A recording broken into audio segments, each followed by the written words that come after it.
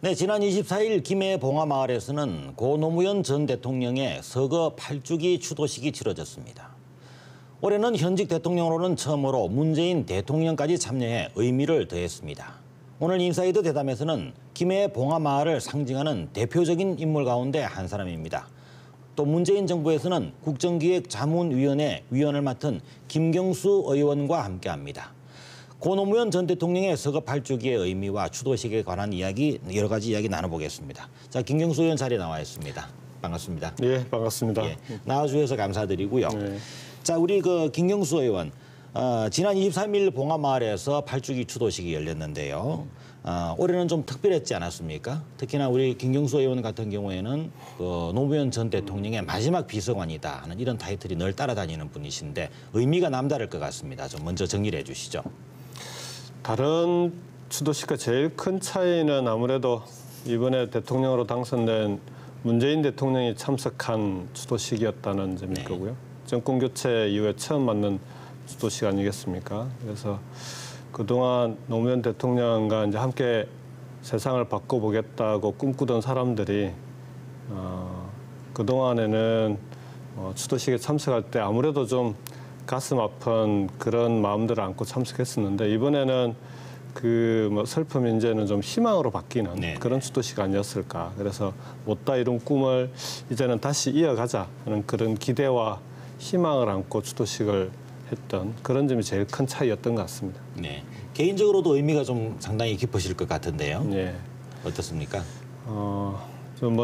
대통령님 서거 하시는 바람에 저도 이제 뜻하지 않게 정치인의 인생을 살고 있는 사람인데 어쨌든 정치를 시작한 이상에는 대통령과 함께 극복하고자 했던 지역주의 문제 그리고 상식이 통하는 세상을 좀 만들어보고 싶었던 거 아니겠습니까? 네. 사람 사는 세상이라고 하는 게 무슨 거창한 그런 꿈을 꾸는 게 아니라 보통 사람들이 생각하는 그런 상식에 맞는 좀 정상적인 세상을 좀 만들어보자라는 거였는데 그런 점에서 대통령님께는 그동안 좀 미안한 마음을 조금 덜 수 있었던 그런 추도식이었던 것 같습니다. 알겠습니다.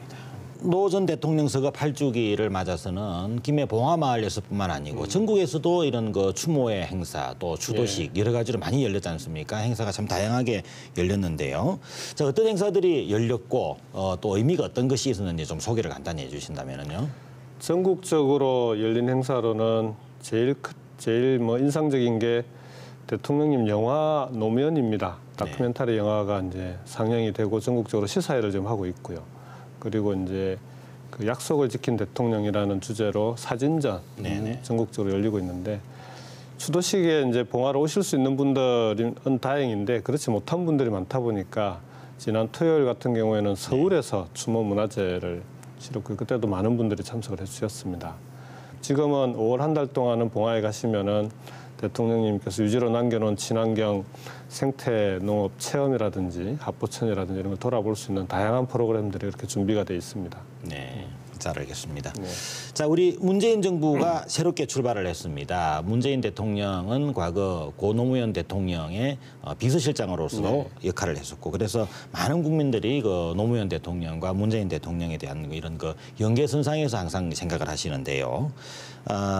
문재인 대통령이 후보로 확정됐을 당시 봉화마을에서 노무현의 꿈을 이루겠다 이런 이야기를 하신 적도 있습니다. 자, 문재인 정부에서 노무현의 정신 어떻게 구현될 것인가 관심사인데요. 계획이 있으시다면요? 지금 문재인 대통령이 이제 취임 이후에 보여주고 있는 모습들에서 국민들이 보수 진보를 떠나서 다들 좋아하시는 분들이 많더라고요. 네. 그래서 그게 왜 그럴까 좀 생각해 보면 어떤 특별한 일을 했으라기보다는 그동안 워낙 우리 사회가 비정상적인 사회다 보니까 정상적으로 이 국정을 운영해 나가는 것만으로도 국민들이 많이 좋아하시는 것 같습니다.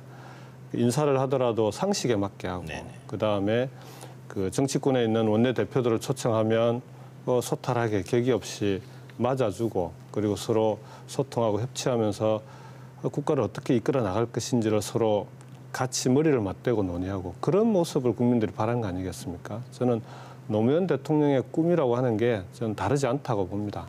사람 사는 세상이라고 표현을 하셨는데 사람이 사람답게 살 수 있는 그런 나라가 좋은 나라 아니겠습니까? 차별 없이 그리고 최소한의 상식을 가지고 있는 사람들이 정직하고 성실하게 살아가면 성공할 수 있는 그런 세상. 그게 노무현 대통령의 꿈이었고요. 지금 문재인 대통령이 그 꿈을 이어서 노무현 대통령이 못다 이룬 꿈을 이어가고 있는 거 아니냐, 저는 그렇게 생각합니다. 네. 지금 우리 김경수 의원께서는 문재인 정부의 국정기획자문위원회 위원으로 들어가 계시죠. 네. 그 기구가 지금 현재 이런 문재인 정부가 어떤 국정 과제나 정책을 펼칠 것인가를 논의하는 그런 자리 아니겠습니까? 맞습니다. 좀 큰 흐름을 기왕에 말씀 나오신 김에 소개를 좀 해주신다면요. 이전과 다른 점이 이게 이제 이전에는 인수위 기관이 따로 있었는데 네네. 지금은 인수위가 없이 바로 국정을 운영하게 된 그런 보궐선거로 당선된 거 아닙니까? 네네. 그러다 보니까 이 기존에는 당선자 기간 동안에 인수위 활동을 했었는데 지금은 그게 없어서 바로 네. 국정 운영을 시작했는데 그럼에도 불구하고 5년 동안의 국정을 어떻게 운영할 것인지 그 방향과 목표 그리고 주요 과제는 어떤 과제들을 가져갈 것인지 하는 걸 정하고 그 로드맵을 만들어서 국정을 운영해 나갈 필요가 있습니다. 근데 지금 당장 대통령께서는 국정을 바로 북한에서 미사일도 쏘고 있고 현안들이 얼마나 많습니까? 좀 더 우리 사회가 공평하고 정의롭고 상식적인 세상 그렇게 해서 좀 정의로운 통합을 만들어 나가는 그런 대한민국을 어떻게 만들 건지를 그 위원회에서 그 계획을 세워서 대통령께 보고하는 그런 활동이 될 것 같습니다. 알겠습니다. 많이 기대를 하도록 하겠습니다. 자, 다시 봉화마을 이야기로 다시 돌아가야 되겠는데요.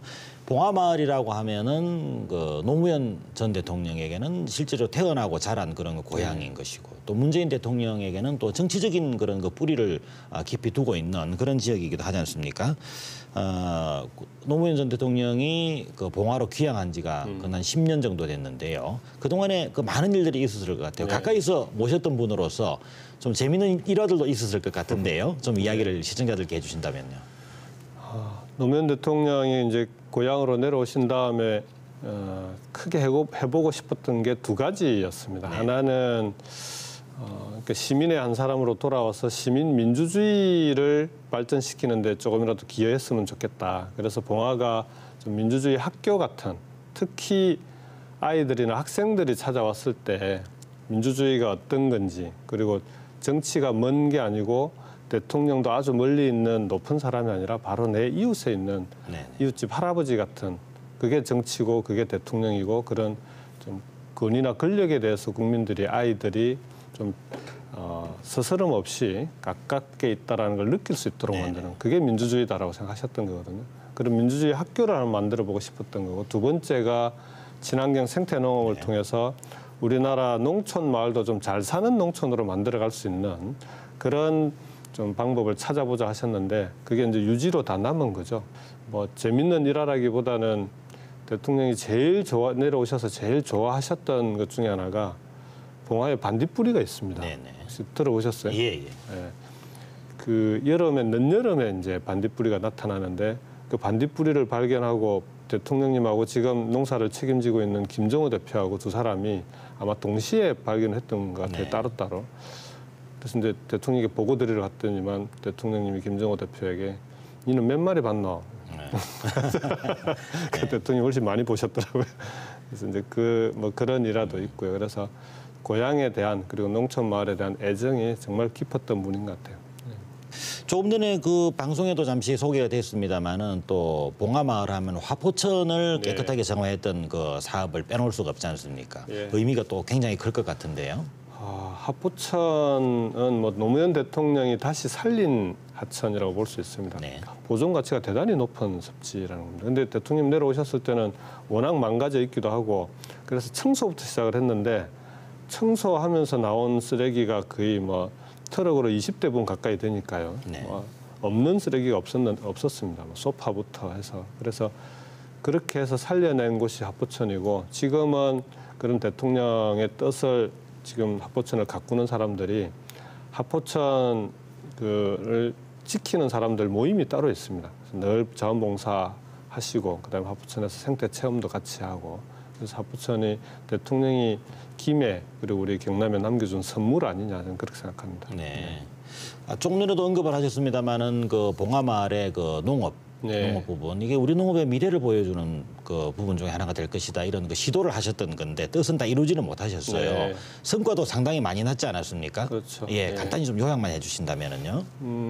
봉화마을만한 작은 규모의 농촌 마을에 친환경 농사를 지은 쌀을 독립적으로 이렇게 도정하는 정미소, 지금은 친환경 쌀 방앗간이라고 네네. 부르는데, 이런 생산부터 도정까지 판매까지 전체가 한 마을에서 이루어지는 것이 봉화마을이 유래를 찾기가 어렵습니다. 이제 그렇게 시작해서 농림부에서도 그런 시범 사업으로 해서 확산시키려고 하는데, 네. 그 친환경 농사만으로도 얼마든지 경제적으로 풍족하지는 않지만 넉넉하게 살 수 있다는 걸 이제 보여주고 있는 그런 대표적인 사례라고 볼 수 있고요. 그래서 이 유지를 계속 이어나가는 게 우리한테는 좀 숙제처럼 돼 있습니다. 네. 아무튼 뭐 여러 가지 그 농업 분야는 정말 그 해결하기가 어려운 그런 난제 중에 하나긴 합니다만은 봉화마을에서 이런 그 하나의 그 성공한 그 농업의 모델이 하나 만들어졌으면 좋겠다라고 쌀 농사도 생각합니다. 짓고 있고, 그걸 가공해서 이제 막걸리를 비롯해서 여러 가지 네. 가공 상품도 만들고 하는 그런 좀 다양한 시도들을 하고 있습니다. 잘 알겠습니다. 자, 그 김경수 의원 앞으로 계획을 좀 물어봐야 되겠는데요. 아무래도 제 계획을 말씀하시나요? 새 정부에서도 여러 가지로 역할을 하실 걸로 기대가 됩니다. 처음에 이제 정권 바뀌고 나서 제일 많이 들었던 질문이 청와대 문재인 대통령 따라서 청와대 가는 거 아니냐, 그 질문을 많이 들었는데, 그렇게 되면 국회의원직을 내놔야 됩니다. 네네. 그래서 그렇기도 하고, 그다음에 김해 시민들이 저에게 주신 여러 가지 지난 선거에서 준 숙제들이 있는데, 저는 시민들에 대한 도리 이런 걸 보더라도 청와대로 가는 것이 제가 택할 길이 아니다라고 생각을 하고요. 그래서 오히려 당과 국회에서 김해 시민들의 심부름꾼의 역할을 하면서 문재인 대통령의 성공을 위해서 도와드릴 수 있는 일을 하는 게 맞다. 그래서 이번에 이제 국정기획자문위원회도 이제 그런 차원에서 당에서 참여하는 위원회 한 사람으로 참여를 했고, 경남을 어떻게 하면 정치도 살리고 지금 이 어려워져 가고 있는 경제도 살릴 거냐 하는 그런 숙제를 풀어나가야 되는 게 제가 꼭 해야 될 일 중에 하나가 아닐까 그렇게 생각합니다. 네, 알겠습니다. 네, 지금까지 고 노무현 전 대통령 서거 이후 김해 봉화마을을 지켰고 또 매년 추도식 행사를 추진했던 김경수 의원과 함께 노무현 서거 8주기 의미에 대한 이야기 나눠봤습니다. 자, 김경수 의원 앞으로도 네. 정치에서 또 국회에서 조금 전에 밝히신 대로 또 문재인 정부에서 많은 역할을 하면서 나라와 지역을 위해서 애쓰는 모습 함께 기대하도록 하겠습니다. 네, 오늘 나와주셔서 감사합니다. 네, 고맙습니다. 네, 문재인 대통령이 취임한 지 이제 3주를 넘겼습니다만 연일 파격적인 행보로 화제가 되고 있습니다. 서민에게 눈높이를 맞춘 소박한 행보와 소통하려는 노력이 보이는 것인데요. 일부 비판적인 시각도 있긴 하겠습니다만 많은 사람들에게 신선하게 와닿는 것으로 보입니다. 더불어서 젊은 층까지도 정치에 대한 관심이 높아지고 있습니다. 중요한 것은 이렇게 만들어진 관심이 우리 앞에 놓인 경제와 안보, 국제 정치 등의 난제를 해결하는 에너지로 모아져야 한다는 것입니다. 새 정부는 이런 요구를 만족시켜야 하는 무거운 짐을 지고 있습니다. 뉴스인사이드 오늘 순서 여기까지입니다. 시청해 주셔서 감사합니다.